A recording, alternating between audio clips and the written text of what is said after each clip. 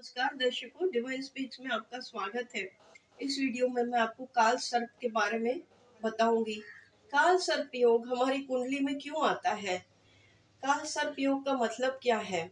जब सभी ग्रह राहु और केतु के बीच में आ जाते हैं तो काल सर्प योग कहते हैं। 12 प्रकार के काल सर्प योग है। काल सर्प योग हमारी कुंडली में इसीलिए रिफ्लेक्ट होता है क्योंकि हमारे पिछले जन्म के या इस जन्म के भी कभी कभी कुछ ऐसे कर्म रहते हैं जो बहुत ही किसी को पीड़ा दिए हुए होते हैं।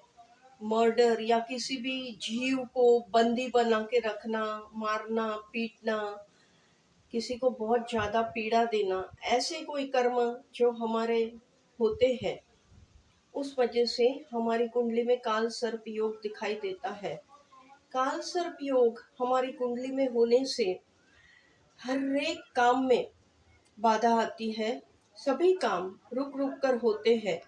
जिसकी भी कुंडली में काल सर्प योग है उसको हमेशा देखा गया है कि सडन अनएक्सपेक्टेड मुसीबत में पड़ जाता है।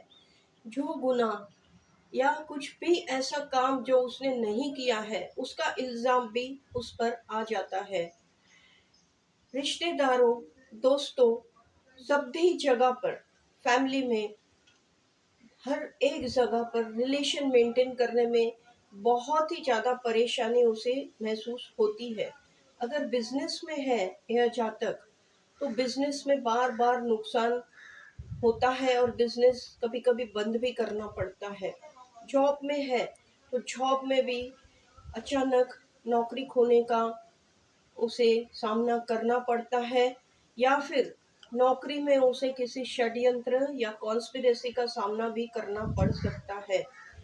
और सेल्फ कॉन्फिडेंस और विल पावर में भी कमी होती है और वो जब भी कोई शुभ कार्य करने की कोशिश करता है तो उसमें बहुत सारे विघ्न और बाधाएं आ जाती है। तो यही सब एक टाइप के सिम्टम्स हैं काल सर्प योग के। और काल सर्प योग कभी कभी पार्शियल भी होता है, लेकिन हैवी काल सर्प योग में कभी कभी अचानक मृत्यु भी होती है। और जो काल सर्प पार्शियल है उसमें बहुत ज़्यादा परेशानी नहीं होती। काल सर्प योग में फायदे भी है, सभी नेगेटिव साइड्स नहीं है। काल सर्प योग वाले सभी जातक देखे गए हैं कि बहुत ही ब्रिलियंट होते हैं, बहुत ही टैलेंटेड होते हैं। कोई नहीं कोई जो किसी और में नहीं होती। वो लोग कभी भी हिम्मत नहीं हारते और प्रयत्न नहीं छोड़ते।